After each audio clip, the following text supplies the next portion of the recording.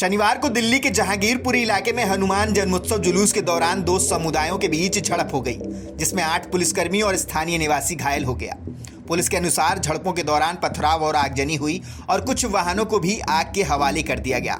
हिंसा को भड़कते हुए देख पुलिस के द्वारा कार्रवाई की गई और हिंसा के मुख्य आरोपी मोहम्मद अंसार को गिरफ्तार कर लिया गया। हालांकि इसके बाद जो भी बातें सामने आई वो सुनकर आपके पैरों के नीचे से जमीन खिसक जाएगी, क्योंकि इस पूरे साजिश का मास्टरमाइंड अंसार महज 12 साल में ही एक कबाड़ी से करोड़पति बन गया है। अब आपके अंदर ये विचार हो रहा होगा, मन में ये सवाल उठ रहा होगा कि कौन है ये मोहम्मद अंसार। दिल्ली पुलिस के द्वारा जारी बयान के मुताबिक मोहम्मद अंसार का जन्म जहांगीरपुरी की झुग्गी में हुआ था। हालांकि वह खुद को बंगाल का बताता है। साल 1980 में पैदा हुआ अंसार कबाड़ी का काम करता है। इस हिंसा से पहले भी वो जेल की हवा खा चुका है। फरवरी 2019 को उसके चाकू के साथ गिरफ्तार किया गया था। तब पुलिस ने उसके खिलाफ आर्म्स एक्ट में मामला दर्ज किया था। वहीं दूसरा मुकदमा 2018 का है, जब उसके एक सरकारी कर्मचारी पर उसने जानलेवा हमला किया था। कैसे एक कबाड़ वाला बन गया करोड़पति। मीडिया रिपोर्ट्स के माने तो अंसार पिछले 2 दशक से दिल्ली के जहांगीरपुरी इलाके में रहता है।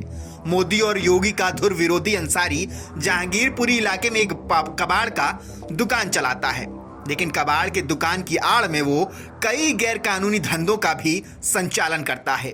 स्थानीय लोगों के मुताबिक वो रामलीला मैदान में चोर बाजार चलाता है, जहां वो मोबाइल से लेकर सभी कीमती चीजों को खरीदता और बेचता है। कहने के लिए अंसार कबाड़ी का काम करता है, लेकिन इसके ऊपर सट्टा, अवैध धंधे जैसे कई सारे लगभग 4 मुकदमे दर्ज हैं। यही नहीं, वो फेसबुक पर एक फेक अकाउंट का भी संचालन करता है। वो राज मल्होत्रा के नाम से फेसबुक आईडी चलाता है। इस पर उसने इस फेक फेसबुक अकाउंट पर मोहम्मद अंसार ने अपनी कई फोटोज अपलोड कर रखी हैं। कई तस्वीरों में वो सोने की मोटी चैन भी पहने नजर आ रहा है। एक रईस व्यक्ति की तरह जिंदगी को जीने वाले अंसार के बारे में बात करें तो उसके पास 5 मंजिला एक मकान भी है और सभी फ्लोर्स को अच्छे से सजाया भी गया हुआ है। सभी फ्लोर तमाम सुख सुविधाओं से लैस हैं।